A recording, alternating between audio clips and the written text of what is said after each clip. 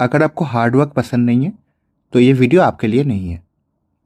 क्यों नहीं हो रही पढ़ाई? ये मीम तो आपने बहुत सारे जगह पे देखा होगा, लेकिन कभी आपने खुद से ये पूछा है कभी कि आपसे क्यों पढ़ाई नहीं हो पा रहा है? क्योंकि आपसे टाइम मैनेज नहीं हो पा रहा है, या फिर शायद आप कहीं पे कंसिस्टेंसी लैक कर रहे हो। इसका सॉल्यूशन है बस एक प्रॉपर रूटीन और स्ट्रेटजी। ये वीडियो होने वाला है उन बिगिनर, फुल टाइम और वर्किंग एस्पिरेंट्स के लिए जो सिर्फ एग्ज़ाम ही नहीं क्लियर करने वाले हैं, बल्कि एक अच्छा रैंक लाने वाले हैं और बहुत सारे एग्ज़ाम्स को फोड़ने वाले हैं, जैसे कि मैंने किया है। इस वीडियो में हम देखने वाले हैं क्यों ज़्यादातर रूटीन फेल हो जाते हैं, क्यों, और रूटीन का इम्पोर्टेंस क्या है, एक रूटीन कैसे बनाया जा सकता है, बिगिनर, फुल टाइम और वर्किंग एक्सपीरियंस के लिए क्या प्लान होना चाहिए, और एग्ज़ाम से जस्ट पहले क्या क्या करना चाहिए। नमस्कार, मैं रोनल तनय सरकार आपका स्वागत करता हूँ मेरा इस YouTube channel point blank SSC में। तो चलिए शुरू करते हैं। तो पहला टॉपिक जो है कि ज़्यादातर रूटीन फेल क्यों हो जाते हैं। देखिए, सबसे ज़्यादा यही होता है कि आप इनकॉन्सिस्टेंट होते हो बहुत। आप शायद 2 दिन पढ़ लेते हो 8 घंटा 10 घंटा करके, फिर आपका ब्रेक चालू हो जाता है, फिर आपको भी पता नहीं होता है कि कैसे टाइम चला जाता है, लेकिन पढ़ाई कंप्लीट नहीं होता है। फिर आता है प्रोक्रेस्टिनेशन। प्रोक्रेस्टिनेशन क्या है? आप कोई काम कर रहे हो या आपने सोचा है कोई टॉपिक आप ख़त्म करोगे, लेकिन आप कभी कभार सोच लेते हो कि ठीक है, चलो बहुत टाइम है, ये बाद में कर लूँगा, बहुत टाइम है अभी, कल हो जाएगा या परसों हो जाएगा, एक ना एक दिन तो होना ही है। लेकिन ये करते करते आपका जस्ट एग्ज़ाम से पहले बहुत बैकलॉग पाइल अप हो जाएगा, फिर आपसे एग्ज़ाम क्लियर नहीं हो पाएगा। फिर आते हैं डिस्ट्रैक्शन। लाइफ में डिस्ट्रैक्शन बहुत आते हैं और इसी डिस्ट्रैक्शन को आपको इग्नोर करना है। डिस्ट्रैक्शन के लिए आपका रूटीन फॉलो नहीं हो पाता, क्योंकि कभी आपको मन हुआ आप चले गए मूवी देखने, कभी खेलने चले गए, कभी इस लड़के के जैसा आप वीडियो गेम्स खेलने लग गए। तो ये सब आपको नहीं करना है। फिर रैंडम लॉन्ग ब्रेक्स। आप सोचते होगे कि ठीक है, 2 दिन 2 हफ्ते पढ़ लिया, तो अभी थोड़ा ब्रेक ले लेते हैं, लेकिन आपको पता नहीं होता है कि कब वो ब्रेक 1 दिन या 2 दिन से 1-2 हफ्ते तक या 1-2 महीने तक चला जाता है। या फिर आपने सोचा होगा कि मैं 5 मिनट का ब्रेक ले लेता हूँ, फिर वो 5 मिनट का 50 मिनट हो जाता है, वो आपको पता भी नहीं चलता है। फिर हम आते हैं कि रूटीन का इम्पोर्टेंस क्या है। रूटीन आपको सिखाता है कैसे टाइम मैनेज कर सकते हो आप, स्पेशली वर्किंग एस्पिरेंट्स के लिए, क्योंकि आपको वर्क यानी ऑफिस और पढ़ाई दोनों मैनेज करना होता है। और अगर आप बाहर रहते हो तो और भी चीज़ आता है ना, करना पड़ता है आपको। तो एक प्रॉपर टाइम मैनेजमेंट आपको रूटीन सिखाएगा कि कब क्या करना है। फिर आते हैं हम कंसिस्टेंसी। देखिए, रूटीन कंसिस्टेंसी बिल्ड करने में हेल्प करता है। जैसे कि आपको आप अगर 4 घंटे डेली पढ़ते हो ना, तो वो ज़्यादा इम्पॉर्टेंट है कि आप 8 घंटा एक दिन के लिए पढ़ते हो। मैं आपको एक एग्जांपल देके बताता हूँ। हम मान लेते हैं कि संडे को आप नहीं पढ़ोगे, आप 6 दिन पढ़ोगे हफ्ते में, तो आप 6 दिन ही 4 घंटे करके पढ़ते हो, और नहीं तो आप 2 दिन 8 घंटा पढ़ते हो। तो इधर आपका हो गया 16 घंटा हफ्ते में, और इधर हो गया 24 घंटा। तो आप इससे ही आपको पता चल जाएगा, और इस पे आपका एक फ्लो बना रहेगा डेली पढ़ने का। ठीक है। फिर हम आते हैं टारगेट बेस्ड स्टडी। तो आपको स्टडी आवर्स पे ध्यान नहीं देना है, आपको टारगेट पे ध्यान देना है। क्योंकि आप सोचते हो कि मैं आज 10 घंटा मैं पढ़ लूँगा, ठीक है, फिर 10 घंटा हो भी जाता होगा, लेकिन आपको पता भी नहीं चलेगा आपने सही में पढ़ा है या नहीं पढ़ा है। तो आपको टारगेट रखना होगा। टारगेट जैसे कि आज मैं पॉलिटी का एक चैप्टर कंप्लीट करूँगा, फिर उसके साथ मैथ का 2 क्लास देख लूँगा, फिर शायद एक इंग्लिश का मॉक लगा लूँगा या रीजनिंग का मॉक लगा लूँगा। ऐसे आपको टारगेट सेट करना है। ठीक है। फिर हम आते हैं self discipline through proper strategy and routine. अगर आपके पास स्ट्रेटेजी और रूटीन होगा सही में ना, तो आपका जो सेल्फ डिसिप्लिन होगा वो ऑटोमेटिकली बिल्डअप हो जाएगा। और सेल्फ डिसिप्लिन सबसे इंपॉर्टेंट है, क्योंकि सेल्फ डिसिप्लिन ही आपसे ठीक से टाइम मैनेज करवाएगा, कॉन्सिस्टेंट रखेगा आपको, और आपका जो टारगेट बेस्ड स्टडी है उसमें हेल्प करेगा। ठीक है। तो रूटीन बनाना कैसे है? देखिए, सबसे इंपॉर्टेंट चीज़ है eat the frog. Eat the frog मतलब जो डिफ़िकल्ट लगता होगा आपको वो सबसे पहले करना है, और जो थोड़ा आपको लगता होगा कि ईजियर है आपके लिए, तो वो आप बाद में करेंगे। तो जैसे कि मेरा था मैथ्स, तो मैं क्या करता था, सबसे पहले मैं मैथ ख़त्म कर लेता था, या फिर मेरा जो पीक आवर्स था उसमें मैं मैथ्स ख़त्म कर लेता था। उसके बाद ऑटोमेटिकली अगर आप स्टार्टिंग में ये कर लोगे ना, तो धीरे धीरे आपका रूटीन बिल्डअप हो जाएगा कि आपको नेक्स्ट क्या करना है, नेक्स्ट क्या करना है। ठीक है, तो आपको डिफ़िकल्ट टास्क सबसे पहले कर लेना है। फिर आता है slow is smooth and smooth is fast. देखिए, आपको स्लो स्टार्ट करना है। ऐसा नहीं होना चाहिए कि आप शुरू कर लिए, एक दिन 2 दिन रूटीन बना लिया आप कि 8 घंटा 10 घंटे का रूटीन बना लेते हो आप, लेकिन आपसे बाद में वो रूटीन कंटिन्यू हो पाता। फिर आप बाद में वही 10 घंटे की जगह आप 2 घंटे 3 घंटे पढ़ाई करते हो। तो आपको ऐसा नहीं करना चाहिए। आप शुरू करो धीरे धीरे। आप 2 घंटे पहले दिन आप 2 घंटा पढ़ लो, फिर नेक्स्ट वीक आप 3 घंटा, फिर 4 घंटा, ऐसे करके करके धीरे धीरे आपको बढ़ाना होगा। और आपको सबसे पहले अपना जो डिफ़िकल्ट है वो चीज़ से शुरू करना है, और धीरे धीरे बाकी सब्जेक्ट भी रूटीन में आ जाएगा। आप इनकॉर्पोरेट कर सकते हो उसको धीरे धीरे। फिर आता है पीक आवर्स। देखिए, कोई मॉर्निंग में स्टडी करना पसंद करता है और कोई नाइट में, तो वो आपको आइडेंटिफाई करना पड़ेगा। और मॉर्निंग में भी एकदम जैसे कि मेरा था, एकदम अर्ली मॉर्निंग में मेरा सही लगता था मेरे को पढ़ने में। ठीक है, तो मैं ज़्यादातर जो रटना रटना वाला या चीज़ है ना, जो रट्टिफिकेशन वाला चीज़ है या कोई कॉन्सेप्ट वाला चीज़ है, तो मैं मॉर्निंग में कर लेता था वो। तो आपको वो आइडेंटिफाई करना पड़ेगा कि आपका पीक आवर्स कब है, और उस हिसाब से आपको तैयारी करना पड़ेगा और रूटीन बनाना पड़ेगा। फिर हम आते हैं ट्रायल एंड एरर। देखिए, कोई रूटीन परफेक्ट नहीं है। आप एक रूटीन बनाओगे, लेकिन शायद 1-2 दिन तक ही वो रूटीन आप फॉलो कर पाओगे, क्योंकि उस रूटीन आप बना तो लोगे, लेकिन आपको शायद पता नहीं रहेगा कि उसको मतलब कैसे इम्प्लीमेंट करना है, कौन सा जगह पे, मतलब दोपहर के टाइम पे क्या करना है, रात के टाइम पे क्या करना है, सुबह के टाइम पे उठ के क्या करना है। तो आप 1-2 बार बस रूटीन चेंज कर सकते हो, लेकिन इसका मतलब ये नहीं है कि आप बदलते रहो। इससे क्या होगा आपका, आप अगर कॉन्टिन्यूसली रूटीन को चेंज करते रहोगे ना, तो आपका रूटीन कभी तैयार होगा ही नहीं। ठीक है, तो इसको भी ध्यान रखना होगा। फिर हम आते हैं कंसिस्टेंसी, पंक्चुअलिटी, डिसिप्लिन। देखिए, ये 3 चीज़ है जो आपको सिलेक्शन दिलवाएगा। आप रूटीन को कंसिस्टेंटली फॉलो कीजिएगा, पंक्चुअल रहेगा टाइमिंग को लेके, ब्रेक्स को आपको ठीक ठाक से लेना है, और डिसिप्लिन।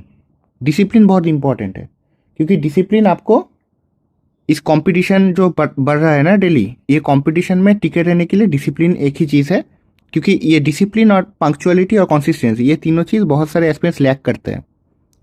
आप देखिएगा, अगर कोई डे 1 से स्टार्ट करता है, डे 100 तक बहुत कम ही लोग टिक पाते होंगे।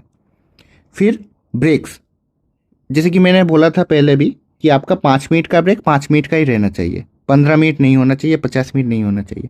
तो आपका रूटीन में ब्रेक्स आपको ठीक ठाक से इनकॉर्पोरेट करना होगा। ब्रेक्स मतलब आपका शायद एक टी ब्रेक हो गया, आपका ब्रेकफास्ट का ब्रेक हो गया, फिर डिनर का हो गया, ठीक है, या फिर लंच हो गया। अगर आपका ये सब करने में, अगर मान लो कि आपका टी ब्रेक में आपको 15 मिनट लगेगा, अब 30 मिनट का ले लो, आधा घंटा का ब्रेक ले लो, लेकिन ये 15 मिनट 30 मिनट 1 आवर तक नहीं जाना चाहिए। ये 30 मिनट मतलब 30 मिनट ही होना चाहिए। ठीक है, फिर प्लान ए डे बिफोर।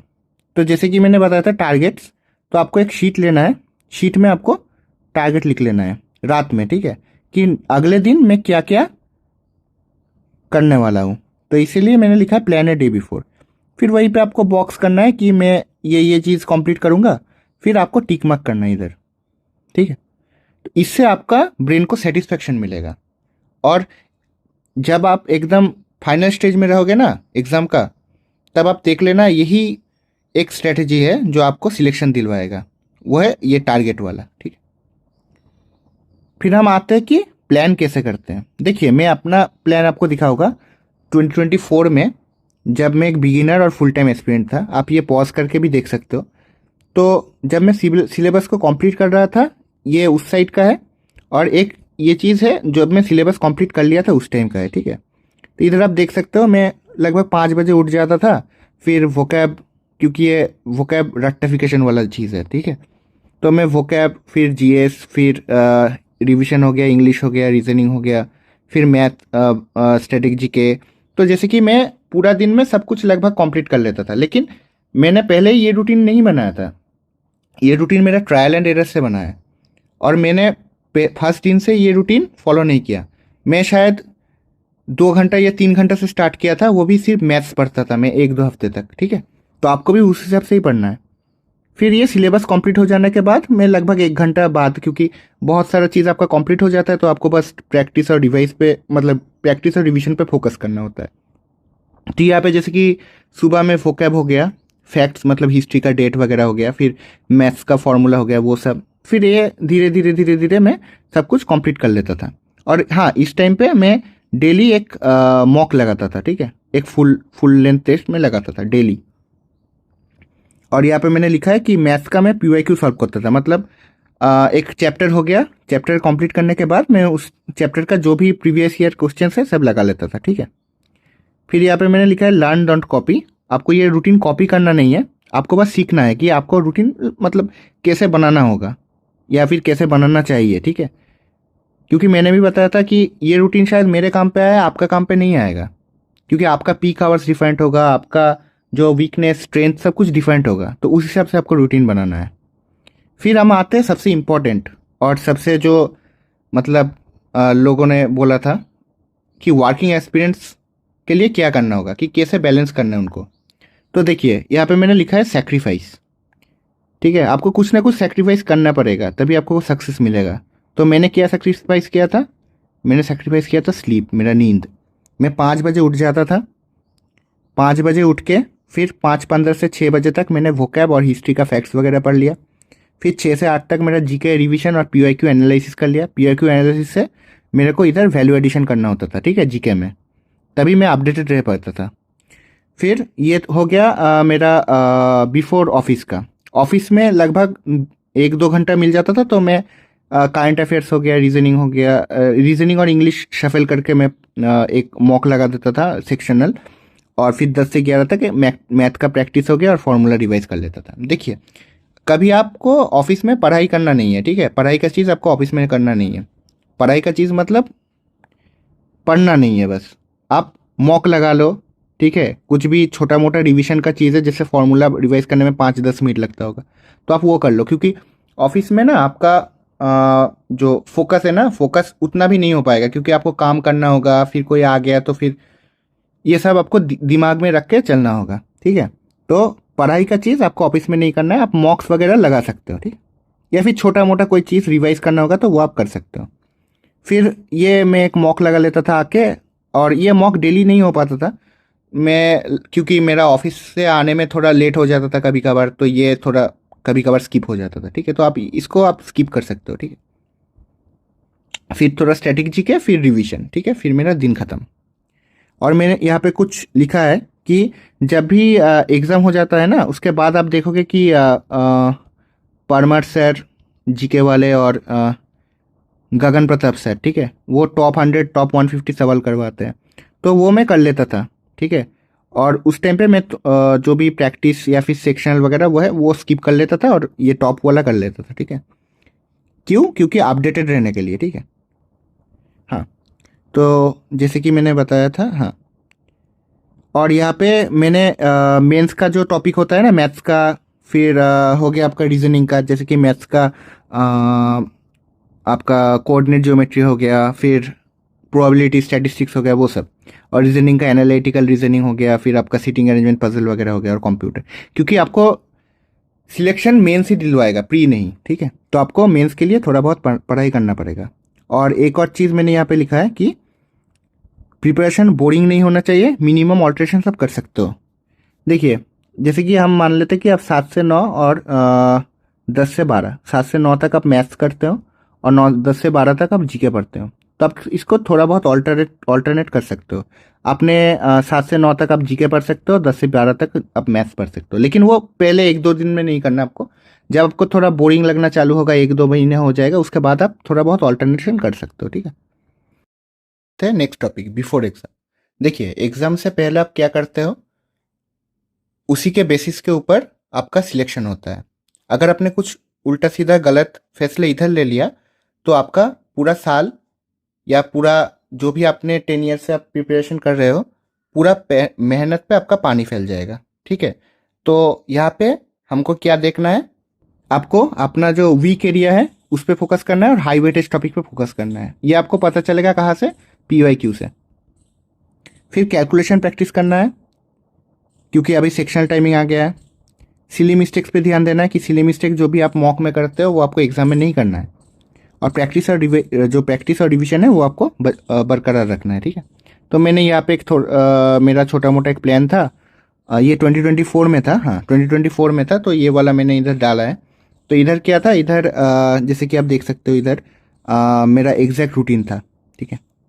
और फिर मेरा मैथ्स थोड़ा वीक था, तो मैथ्स में जैसे कि ये हो गया ना, मैंने बोला था ना आपको वीक चैप्टर्स, तो मेरा एज, रेस और टाइम एंड वर्क थोड़ा बहुत वीक था, तो मैंने वो सब प्रैक्टिस करता था उस टाइम से। और इधर मैंने मॉक टेस्ट का भी प्लान लगाया था कि कौन सा दिन में क्या मॉक देना है वगैरह। और जीके, जैसे कि आपको पता है जीके का एक पहाड़ वाला सिलेबस है ना, तो वो मैंने वीकली डिवाइड कर लिया था, ठीक है। और करंट अफेयर्स भी मैंने लिखा है इधर 4 पेजेस डेली। मैं वो पाठचम क्लासेस का एक रफ्तार सीरीज आता है, ठीक है, उसका 4 पेज डेली, तो उस हिसाब से। फिर हम आते हैं कि मेरा ऑफिस के टाइम पे क्या रूटीन था। देखिए, मैं तो बोलूँगा आपको, अगर आप वर्किंग एस्पिरेंट है तो आपको एग्ज़ाम से पहले 1-2 हफ्ते का लीव ले लेना चाहिए। मैंने 1 हफ्ते का लिया था। और आप देख सकते इधर मेरा मॉर्निंग रूटीन है, वो मैं बाद में दिखाऊंगा आपको क्या क्या करता था मैं मॉर्निंग में। फिर मैथ्स का हो गया, फिर थोड़ा करंट अफेयर्स हो गया, ठीक है। फिर से मैथ का एक क्लास हो गया, क्योंकि मैथ मेरा वीक था तो उस हिसाब से। फिर मैथ्स का एक मॉक लगा लिया, फिर जीके जीएस और कंप्यूटर, फिर ऑलिव बोर्ड का एक मॉक हो गया, फिर आईबी का मेरा मेंस था, तो उसके कारण मैंने थोड़ा बहुत उधर टाइम दिया था, ठीक है। हाँ, तो जैसे कि आपको दिखा था मैंने, तो मॉर्निंग रूटीन में मेरा था वही ब्लैक बुक था, वोकैब था, कॉन्करेंट लिस्ट और न्यू लॉज। तो जैसे कि आपको मैंने बताया था हाई वेटेज, इसका वेटेज हाई था थोड़ा, और इससे क्वेश्चन भी आए थे मेंस में। तो ये दोनों, फिर फार्मूला हो गया, फ्रेजल वर्ब्स हो गया, फिर इंग्लिश का थोड़ा बहुत रिवीजन हो गया, ठीक है। फिर जब मैं ऑफिस में था, रिवीजन करता था, तो उस टाइम पे मैं थोड़ा बहुत टैक्सेशन, फिर कैलकुलेशन, 5 ईयर प्लान, सेंसस, और फिर मैथ हो गया, उस पर थोड़ा बहुत ध्यान देता था। लगभग ऑफिस में 50 मिनट्स, लगभग 40 to 50 मिनट्स टाइम में दे देता था उधर। और लंच के बाद लगभग 30 मिनट्स, तो वहाँ पे मैं थोड़ा बहुत PQRS या पैरा जम्बलिंग वो कर लेता था। फिर मैथ्स का जो ग्राइंड सीरीज आता है ना, मैथ्स मिनी असर का, तो वो, ठीक है। और रूम में आके 1 घंटा में जीके और 10 मिनट कंप्यूटर मेन स्पेसिफिक और मैथ्स का थोड़ा बहुत कर लेता था, ठीक है। तो यही था। और जैसे कि आपको मैंने लास्ट वीडियो में भी बताया था मेंटरशिप के बारे में, मैं प्लान कर रहा था कि एक 1:1 गाइडेंस दूंगा सबको, जो भी चाहते होगे ना, जिनको थोड़ा बहुत दिक्कत हो रहा है या फिर कॉन्फिडेंस लैक हो रहा है, तो मैं हूँ उनके लिए। तो स्ट्रेटेजी, रूटीन, ठीक है, सब पर्सनलाइज्ड मिलेगा। और उसके अलावा नोट मेकिंग हो गया, रिवीजन, मॉक एनालिसिस, सब कुछ कैसे करना होगा, ठीक है, वो भी एक मिनिमल फीस पे। तो आपको अगर चाहिए होगा तो आप कमेंट कीजिएगा गाइडेंस करके नीचे। और हमारा जो टेलीग्राम चैनल है, मैं लिंक डाल दूंगा नीचे डिस्क्रिप्शन बॉक्स में, वो उससे जुड़ जाइएगा आप, ठीक है। तो शुक्रिया इधर अंत तक जुड़े रहने के लिए। अगर वीडियो अच्छा लगा तो लाइक कीजिएगा, दोस्तों के साथ शेयर कीजिएगा और नीचे कमेंट कीजिएगा। और आप लोग सब्सक्राइब नहीं करते यार, सब्सक्राइब कर दो, ठीक है। धन्यवाद।